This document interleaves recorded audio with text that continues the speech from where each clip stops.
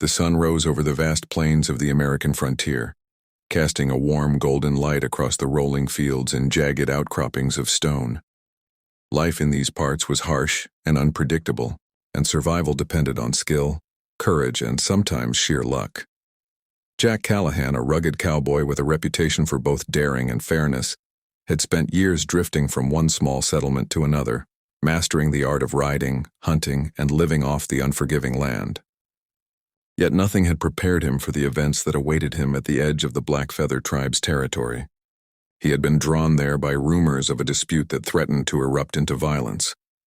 A young warrior named Tavin had challenged the tribal customs, and in accordance with the tribe's long-held traditions, the matter would be decided by combat. Jack had intervened to prevent Tavin from making a reckless decision during a hunt, and his interference had brought the challenge upon himself. Standing at the clearing, Jack could see the tension in the air, the silent anticipation of the tribe's elders, and the fierce, watchful eyes of Elara, the woman whose future would be decided by the outcome.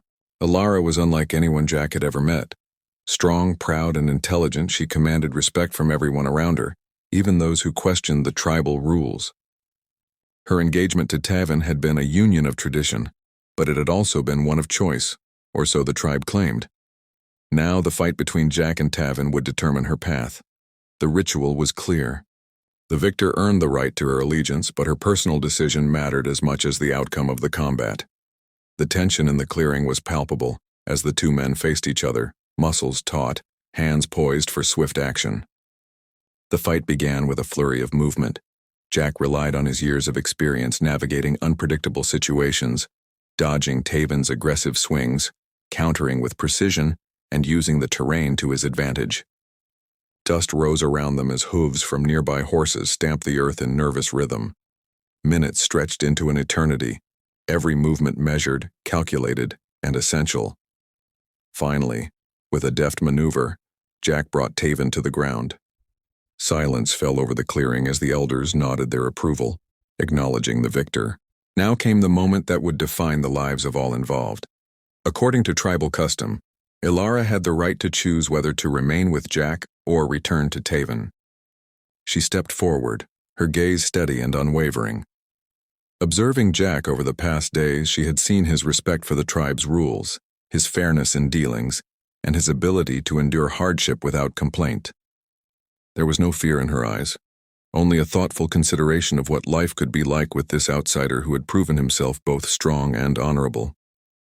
Decided to stay with Jack. Not as a victim of circumstance, but as a partner who recognized strength and fairness. In the weeks that followed, they learned to navigate their new life together. Jack, though experienced in frontier survival, adapted to the tribe's customs, respecting their sacred rituals and participating in hunting and daily tasks. Elara, in turn, guided him through the subtleties of tribal life, ensuring he understood the deeper meanings behind traditions that outsiders often dismissed. Their bond deepened with every shared sunrise and stormy night.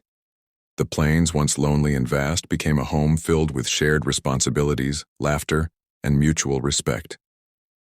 They hunted together, repaired fences, and rode the windswept trails that stitched the settlements to the surrounding wilderness. Their connection was not forged in ease, but in the struggle and adaptation demanded by life on the frontier, where danger could arise from both nature and neighboring tribes. As months turned to seasons, Jack and Elara's life became a model of cooperation between different worlds. The tribe came to accept Jack fully, recognizing him as a figure who bridged two cultures without attempting to dominate either. Elara, once bound by tradition, became an emblem of choice and agency, showing that allegiance could be freely given without compromising personal strength. Their partnership, built on trust and shared values, turned heads among neighboring settlements, inspiring a new respect for the ways that individual decisions could honor ancient customs while embracing new possibilities. Challenges were never far away. Harsh winters, sudden storms, and disputes with other tribes tested their resolve repeatedly. Yet they faced every trial together, combining Jack's practical knowledge of the land with Elara's deep understanding of tribal diplomacy. Slowly, their combined skills created a small but resilient homestead, a place where cooperation and mutual respect shaped every decision. Stories of their partnership spread, told around campfires as lessons in courage, fairness, and the power of conscious choice.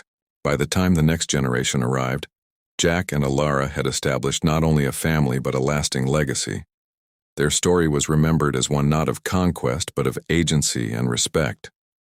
The cowboy who had wandered the plains alone had found purpose, community, and love. The warrior woman who had once been a prize in combat had claimed her own path, demonstrating that even in a world defined by rigid traditions, the human spirit could assert choice, agency, and partnership. Together they rode the plains at dawn and dusk, symbols of a life shaped by both freedom and tradition, forever intertwined with the land they loved.